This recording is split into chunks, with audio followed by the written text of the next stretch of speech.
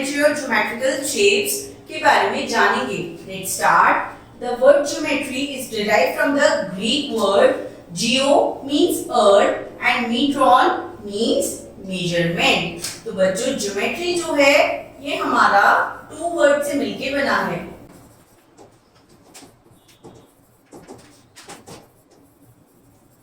जियो का मतलब होता है अर्थ और मीट्रॉन का मतलब होता है मेजर करना। इसका मतलब क्या हुआ बच्चों? Therefore geometry means measurement of any shape. किसी भी शेप को मेजर करना क्या कहलाई जाती है? ज्योमेट्री। चलिए अब पढ़ते हैं आगे। नंबर 1 है पॉइंट। पॉइंट क्या होता है? मैंने एक फिक्स जो लोकेशन आपको दी तो वो मैंने किससे रिप्रेजेंट करी है? एक सिंगल डॉट, जिसे क्या कहा जाता है? Point. A circle of zero radius is called a point. Point is simply a dot marked with a sharp pencil represents a point. A point has no length, no breadth or no height. It is named by a capital letter of the English alphabet. तो बच्चों जब हम एक point को बनाते हैं, मैंने simply एक डॉट लगाई, इसे मैंने क्या कहा? पॉइंट। और इसे मैं कैसे रिप्रेजेंट करूंगी? By any capital letter of the English alphabet. और पॉइंट की क्या खासियत होती है? ना इसकी कोई लेंथ है, क्या इसमें कोई लंबाई है? No, it has no breadth और ना ही इसकी कोई हाइट होती है। नेक्स्ट देखते हैं line. A line is a set of infinite number of points joined together. It can be produced infinitely in any direction. A line has no end point and it has no fixed length. Take 2 points AB, join them and produce on both the sides. तो बच्चों line क्या है? Infinite many dots को जब हम join कर देते हैं तो क्या मिलके आ जाती है? इससे क्या बन जाता है मिलके? लाइन। ये देखिए ये क्या है? एक स्ट्रेट लाइन। और स्ट्रेट लाइन के दोनों एंड्स कैसे होते हैं? दोनों एंड्स कैसे होते हैं? इनफाइनाइटली दोनों डायरेक्शन में एक्सटेंड होते हुए। तो इसलिए क्या लाइन की कोई भी फिक्स लेंथ हो सकती है? नहीं, हम इसे दोनों डायरेक्शन में कितना भी चाहे स्ट्रेच कर सकते हैं। इसलिए लाइन की कोई भी फिक्स लेंथ नहीं होती है। लाइन को हम इनफाइनाइटली एनी डायरेक्शन में भी प्रोड्यूस कर सकते हैं। और बच्चों हम किसी भी लाइन को कैसे रिप्रेजेंट करते हैं? जैसे ये लाइन है AB, हम इसके ऊपर सिंपली एक हॉरिजॉन्टल डैश बनाएंगे जो कि क्या रिप्रेजेंट करेगा कि AB क्या है? एक लाइन। लाइन के बाद आती है लाइन सेगमेंट। जो मैंने एक लाइन ड्रॉ करी थी और इसमें मैंने यहाँ कट लगा दिया और यहाँ कट लगा दिया, तो लाइन का एक पार्ट जिसकी एक फिक्स लेंथ होती है उसे कहा जाता है line segment. A line segment is a part of line. The distance between 2 points on a line is called a line segment.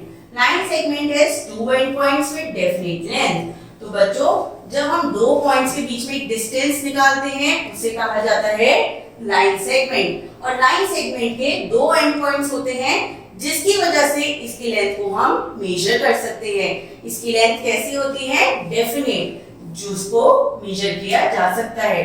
Next is रे। अब बच्चों मैंने एक लाइन बनाई थी जिसमें मैंने एक जगह तो डैश लगा दिया लेकिन दूसरी जगह नहीं लगाया, तो क्या है? यहाँ तक तो ये एंड हो गई है, लेकिन एक दूसरी डायरेक्शन में, वन डायरेक्शन तो इसकी एंड पॉइंट पर आ गई है, लेकिन दूसरी डायरेक्शन में मैं इसे इनफाइनाइटली कितना भी स्ट्रेच कर सकती हूँ। I can produce it. तो इसलिए ऐसी चीजें क्या कही जाती है जिनका वन एंड पॉइंट होता है और दूसरा एंड पॉइंट नहीं पता होता है, इसे हम कहते हैं रे। जैसे हमने सन की देखी है बच्चों, सन की क्या आती है? रेज। हमें पता है ये रेज कहाँ से आ रही है? सन से, तो इसका एक फिक्स एंड पॉइंट है, लेकिन ये कहाँ तक जा रही है हमें नहीं पता, हम इसकी लेंथ को नहीं निकाल सकते हैं। तो ये क्या कहलाई जाती है? रे। A line segment produced endlessly in one direction is called a ray. बच्चों जब भी हम किसी लाइन सेगमेंट को एंडलेसली एक ही डायरेक्शन में प्रोड्यूस करते हैं उसे कहा जाता है रे। इसका एक एंड पॉइंट होता है और इस एक जो डायरेक्शन होती है वो इंडेफिनिट होती है, यानी उसकी कोई भी समाप्ति नहीं होती है। चलिए बच्चों अब देख लेते हैं लाइन सेगमेंट को अगर हमें रिप्रेजेंट करना है तो हम इसके लिए क्या यूज करते हैं? We use dots. हम लाइन सेगमेंट को रिप्रेजेंट करते हैं डॉट से, और ए बी जो हमारी एक लाइन थी उसके लिए हम दोनों साइड पर एरो बना देते हैं, क्योंकि हम उसको इंडेफिनिटली एक्सटेंड कर सकते हैं दोनों डायरेक्शन में। लाइन सेगमेंट के दोनों एंड पॉइंट्स हैं, तो हमने यहाँ पर डॉट बना दी है, सिंपली हम एक बार बना सकते हैं, और रे एक ही डायरेक्शन में एक्सटेंड होती है, तो इसलिए हम इसका एक एंड पॉइंट बनाते हुए दूसरी साइड क्या लगा देते हैं, एरो। एक साइड हमने क्या लगा दिया है, एरो, तो ये क्या रिप्रेजेंट करेगा, हमारा रे को। चलिए आगे समझते हैं how to measure a line segment. Measurement of line segment, let us measure the length of a line segment CD। अब बच्चों ये हमारे पास एक लाइन है CD, जिसे हमें मेजर करना है, तो हम सबसे पहले क्या करेंगे, रूलर का जो 0 मार्क होता है उसे एक पॉइंट पर, जैसे कि हम C से स्टार्ट कर रहे हैं मेजर करना, तो हमने 0 पॉइंट को रखा है C के ऊपर, और रूलर को बिल्कुल पैरेलल प्लेस करेंगे अपनी लाइन के साथ, और जहां पर D पॉइंट होगा एंड उसे मार्क करेंगे। तो बच्चों यहाँ पर CD की हमारी लेंथ कितनी आ गई है, इट इज 8 यूनिट्स। हमने रूलर को अपनी लाइन के पैरेलल पर रखा, इनिशियल पॉइंट होता है स्टार्टिंग पॉइंट, उसे हमने 0 के साथ मैच करा, और फिर देखा ये लाइन कितनी लॉन्ग है। क्या आप भी इसी तरीके से लाइंस को ड्रॉ करते हैं of definite length. Now types of lines, चलिए अब पढ़ते हैं कि लाइंस के क्या कौन कौन से टाइप्स होते हैं। लाइंस आर ऑफ 2 टाइप्स, एक होती है स्ट्रेट लाइन और एक होती है कर्व लाइंस। बच्चों लाइंस बेसिकली 2 टाइप्स की होती हैं, नंबर 1 इज स्ट्रेट लाइन और नंबर 2 होती है हमारी कर्व लाइंस। स्ट्रेट लाइन, ये देखिए जहां पर सारे डॉट्स एक ही सीध में हैं, that is a straight line, और कर्व लाइंस में कर्व आया होता है। नेक्स्ट है हॉरिजॉन्टल लाइन। हॉरिजॉन्टल लाइन बच्चों कैसी होती हैं, जिन्हें हम कहते हैं लेटी हुई लाइंस, जिन्हें क्या कहा जाता है, विच आर फ्लैटेंड, जो लेटी हुई हैं उन्हें कहा जाता है हॉरिजॉन्टल लाइन, जिन्हें हॉरिजॉन्टली बनाया जाता है। और दूसरी होती हैं वर्टिकल लाइंस, जो स्टैंडिंग लाइंस होती हैं, इन्हें क्या कहा हमने, स्लीपिंग लाइंस। लेटी हुई लाइंस को क्या कहा जाता है, स्लीपिंग लाइंस, और वर्टिकल लाइंस को हम क्या कहते हैं, स्टैंडिंग लाइंस। जो लाइन हम वर्टिकली ड्रॉ करते हैं, सीधी खड़ी हुई लाइंस, उन्हें कहा जाता है vertical line.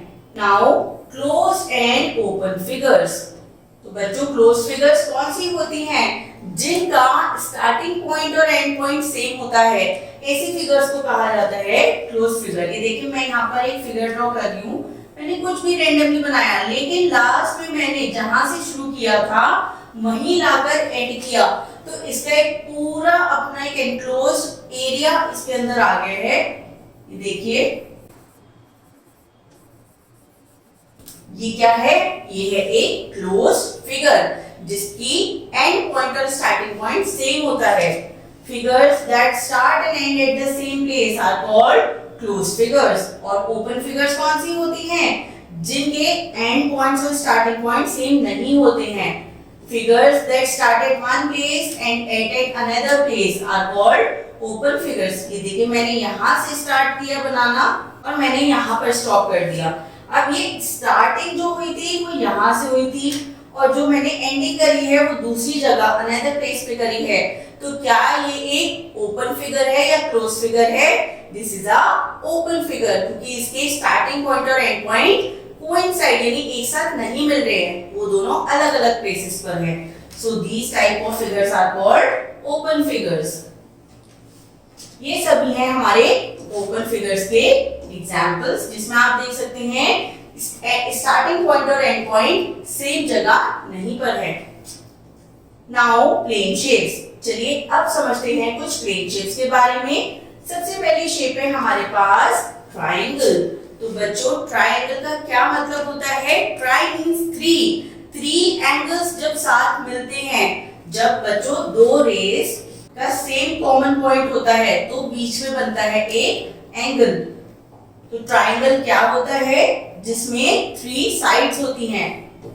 A figure with 3 sides is called triangle. और इसी के साथ इसमें क्या होते हैं, 3 वर्टेक्स। देखिए 1 2 एंड 3, ये है वर्टेक्स, वर्टेक्स को हम कहते हैं कॉर्नर्स, और 3 है sides, 1 2 3, 3 line segments and 3 vertices makes a triangle. Next है हमारे पास rectangle. A figure bounded by 4 line segments is called a rectangle. तो बच्चों जहां पर 4 लाइन सेगमेंट्स आ गई हैं उस फिगर को हमने क्या कहा? रेक्टेंगल। लेकिन रेक्टेंगल की एक और खासियत होती है, वो क्या है? इसकी ऑपोजिट साइड यानी आमने सामने वाली साइड्स इक्वल होती हैं इन लेंथ। अगर हम दो साइड्स वाली साइड्स को देखें बराबर बराबर वाली, तो ये छोटी है और ये बड़ी है, लेकिन जितनी लेंथ इसकी है उतनी ही लेंथ इसके सामने वाली साइड की है, जितनी लेंथ ये वर्टिकल लाइन की है उतनी ही लेंथ दूसरी वर्टिकल लाइन की है। तो ऐसी फिगर को हम कहते हैं rectangle.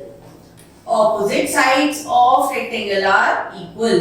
A rectangle has 4 corners of vertices and 4 sides. तो बच्चों रेक्टेंगल में कितने हमने साइड्स पढ़े? There are 4 sides और 4 ही है इसमें वर्टेक्स। ये देखिए कॉर्नर्स कितने हुए? 4। नेक्स्ट शेप है हमारे पास square. A figure bounded by 4 equal line segments is called a square. A square has 4 corners of vertices and 4 equal sides. Rectangle से सिमिलर शेप ही होती है स्क्वायर। रेक्टेंगल में बच्चों हमने क्या पढ़ा कि ऑपोजिट साइड सेम होती हैं, लेकिन स्क्वायर में क्या होता है? सारे line segments are of equal length. ये देखिए this line segment, this line segment, this and this all are of equal length, सभी आपस में बराबर हैं। तो 4 लाइन सेगमेंट्स मिलके क्या बनाते हैं? स्क्वायर, जब उनकी साइड्स की जो लेंथ है वो सेम होती है। और बच्चों स्क्वायर्स में कितने कॉर्नर्स होते हैं? There are 4 corners. नेक्स्ट हमारी शेप है सर्कल। सर्कल क्या होती है? If we move a pencil around 1 rupee coin then the figure drawn is circle। तो बच्चों कर्व्ड लाइंस में जब एंड पॉइंट और स्टार्टिंग पॉइंट सेम हो जाता है, मैंने यहाँ से स्टार्ट करा, कर्विंग करी और फिर मेरा एंड पॉइंट भी वहीं आके मर्ज हो गया है, तो मुझे क्या मिलता है? एक circle. A circle has no corner and no side. बच्चों सर्कल में ना ही कोई कॉर्नर होता है और ना ही कोई साइड होती है। Now we will understand what are solid shapes. तो बच्चों फ्लैट शेप्स और सॉलिड शेप्स में डिफरेंस क्या होता है? फ्लैट शेप्स को हम खाली बोर्ड पर ड्रॉ कर सकते हैं, we cannot hold them in our hand, हम उन्हें टच नहीं कर सकते हैं। लेकिन जो हमारे सॉलिड शेप्स होते हैं इनमें एक हाइट होती है, जिसकी वजह से क्या बन जाते हैं? एक 3D फिगर, जैसे आपका पेंसिल बॉक्स, आपकी नोटबुक, हमारा रूम, ये सब कैसे होते हैं? सॉलिड शेप्स, जिन्हें हम फील कर सकते हैं, टच कर सकते हैं, हम इन्हें कैरी कर सकते हैं। So these are solid shapes. सबसे पहली सॉलिड शेप है हमारे पास क्यूब। तो बच्चों क्यूब कैसी फिगर होती है? जिसे आपने अपने लूडो का डाइस अगर देखा होगा तो वो फिगर किसकी होती है? एक क्यूब की, जिसमें हमारे पास 6 स्क्वायर्स होते हैं जिन्हें हम आपस में ज्वाइन करते हैं, तो हमारे को क्या मिलता है? We get cube. ठीक है बच्चों, 6 faces of the same shape and size. Same shape और साइज के जब हम 6 फेसेस को आपस में ज्वाइन करते हैं तो हमारे पास बन के आता है क्यूब। और क्यूब में क्या होती हैं? 12 एजेस होती हैं। आप अगर ध्यान से अपने डाइस को देखेंगे तो आप मेजर कर सकते हैं 4 एजेस होती हैं ऊपर, एजेस होती हैं किनारी, तो 4 एजेस होती हैं टॉप पर, 4 एजेस होती हैं बॉटम पर और 4 ही एजेस होती हैं हमारे इन द कॉर्नर्स, जो हमारे टॉप और बॉटम को ज्वाइन करती हैं। तो टोटल 12 एजेस होते हैं। और कॉर्नर्स कितने होते हैं बच्चों? 1 2 3 4 कॉर्नर्स टॉप पर and 1 2 3 4 corners in the bottom. तो total 8 vertex are there in the cube. चलिए नेक्स्ट फिगर देखते हैं। नेक्स्ट सॉलिड फिगर है हमारे पास क्यूबॉइड। अभी आपके सामने जो आपकी मैथ्स की बुक रखी है उसकी शेप को देखिए। अगर आप उसकी एक फ्लैट शेप देखेंगे तो आपको 6 के 6 फेसेस कैसे दिखेंगे? रेक्टेंगल। यानी जब हम 6 रेक्टेंगल्स को लेते हैं, 6 रेक्टेंगल्स को आपस में ज्वाइन करते हैं तो क्या बन के आता है हमारे पास? एक क्यूबॉइड। क्यूबॉइड में कितने फेसेस होते हैं? Total 6 faces. जैसे आपके जो जिस रूम में आप बैठे हैं 4 वॉल्स और एक टॉप सीलिंग और एक बॉटम, वो क्या हो गया हमारा एक cuboid. 6 faces, the opposite faces are of same shape and size। तो बच्चों opposite faces जो हैं वो कैसे होते हैं, सेम शेप और साइज के। आप अपने रूम की वॉल्स को देखिए, हमारी जो सामने वाली वॉल है और जो हमारी बैक साइड वाली वॉल है वो सेम शेप और साइज की है, जो हमारे राइट और लेफ्ट में है वो सेम शेप और साइज की है, और जो हमारे टॉप और बॉटम में है वो भी सेम शेप और साइज की है। इस तरह मिलके बनते हैं हमारे पास 6 फेसेस, और ये कौन सी शेप फॉर्म करते हैं, क्यूबॉइड। क्यूबॉइड में भी होते हैं 12 एजेस, और जिसमें ऑपोजिट एजेस कैसे होते हैं, ऑफ द सेम साइज। और इसमें कितने कॉर्नर्स हैं, 8 कॉर्नर्स है, जिसे हम कहते हैं वर्टेक्स। आप अपने सिंपली रूम को देखिए, 4 कॉर्नर्स हैं टॉप पर और 4 कॉर्नर्स हैं फ्लोर के बॉटम पर। तो टोटल कितने वर्टेक्स हो गए हमारे पास, 8 vertex. Next shape is cylinder. हम सभी के घर में सिलेंडर आता है, कुछ इसी शेप का हम देखते हैं, और इस शेप को इसलिए क्या कहा जाता है, सिलेंडर। तो बच्चों सिलेंडर के टोटल कितने फेस होते हैं, एक फेस जो ऐसे कर्व करे हुए है, एक ऊपर और एक नीचे। टोटल देयर आर 3 फेसेस, जिसमें कि 2 हैं प्लेन फेस और एक है कर्व। ये देखिए, ये जो राउंड में आ रहा है this is the curve face, और टॉप और बॉटम कैसे हैं, फ्लैट। तो इन्हें क्या कहा जाता है, टोटल 3 फेसेस, जिसमें 2 हैं प्लेन और 1 है कर्व। इसमें कितनी एजेस हैं, देखिए 1 एज एंड 2 एज। तो total there are 2 round edges and there are no vertex. कोई भी किनारी क्या होती है बच्चों, जहां पर 2 लाइन सेगमेंट आपकी मिलती है, लेकिन इसमें हमारे पास लाइन सेगमेंट नहीं है क्योंकि कर्व लाइंस हैं, तो इसलिए यहाँ पर एक भी वर्टेक्स फॉर्म नहीं होती है। नेक्स्ट शेप है स्फीयर। बच्चों जिस तरह हमारी बॉल होती है, जिस बॉल से हम खेलते हैं, वो किसका एग्जाम्पल होता है, स्फीयर का। स्फीयर का खाली एक फेस होता है, पूरा एक complete face, that is the curve surface. और स्फीयर में ना ही कोई एज है और ना ही कोई वर्टेक्स है। क्या आपकी क्रिकेट बॉल जिससे आप खेलते हैं उसमें कोई कॉर्नर आपको चुभता है, no, we have no corners, और ना ही इसमें कोई एजेस होती हैं। और हमारी लास्ट शेप है कोन। क्या आपको ये किसी से सिमिलर लग रही है, जो हम बर्थडे कैप्स अपने फ्रेंड्स की बर्थडे पार्टी में पहनते हैं, या आइसक्रीम का कोन जिसमें हम बहुत अच्छे से अपनी आइसक्रीम को खाते हैं, बहुत एंजॉय करते हैं। तो ये आइसक्रीम का कोन और ये बर्थडे कैप कौन सी शेप होती हैं, दे आर कोन। कोन में बच्चों कितने फेसेस होते हैं, एक जिसको हम होल्ड करते हैं राउंड 1 फर्स्ट फेस, और जो ऊपर टॉप का होता है वो होता है उसका second face. So there are 2 faces, जिसमें एक है प्लेन और एक है कर्व। इसमें कितनी एजेस हैं, सिर्फ जो ऊपर एक सर्कल है ये एक एज है, सो देयर इज 1 एज, और कॉर्नर कहाँ है, ये जो टिप होती है इसे क्या कहते हैं आप, edge. So there is 1 vertex in a cone. ये है बच्चों हमारे सॉलिड शेप्स, और सभी सॉलिड शेप्स कैसी होती हैं, close shapes. Now we will do exercise 9.1, fill in the blanks। अब हमें ब्लैंक्स को फिल करना है with the correct answer। A part, a circle has dash side and dash corner। तो सर्कल सबसे ज्यादा सिंपल है, देखिए 0 भी क्या है, एक सर्कल है, आप क्या कर सकते हैं, तो सर्कल में कितनी साइड्स और कॉर्नर्स होती हैं, इट इज 0, कोई भी साइड और कॉर्नर नहीं होते हैं। अ डॉट रिप्रेजेंट्स, डॉट किसे रिप्रेजेंट करता है, एक पॉइंट को। See, a triangle has dash sides। तो बच्चों ट्रायंगल में कितनी साइड्स होती हैं, ये मैंने आपके लिए बना दिया है ट्रायंगल। ट्रायंगल में है हमारे पास टोटल 3 साइड्स, और कितने कॉर्नर्स हैं, 1 2 and 3। So total there are 3 sides and 3 corners। D part, a line segment has a dash length। तो बच्चों अगर मैंने बोला ये एक लाइन सेगमेंट है AB, तो इसकी क्या होगी, इसकी होगी एक फिक्स्ड लेंथ, हम इसे फिक्स्ड या फिर डेफिनेट लिख सकते हैं, it has a definite length. Question number 2, fill in the blanks. A cylinder has dash plain faces and dash edges। तो बच्चों अभी हमने सिलेंडर पढ़ा था, तो सिलेंडर में टोटल कितने फेसेस हैं?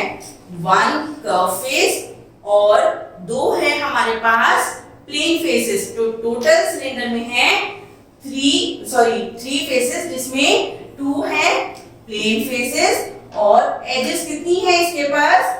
एक एज ये है बच्चों और एक एज ये है।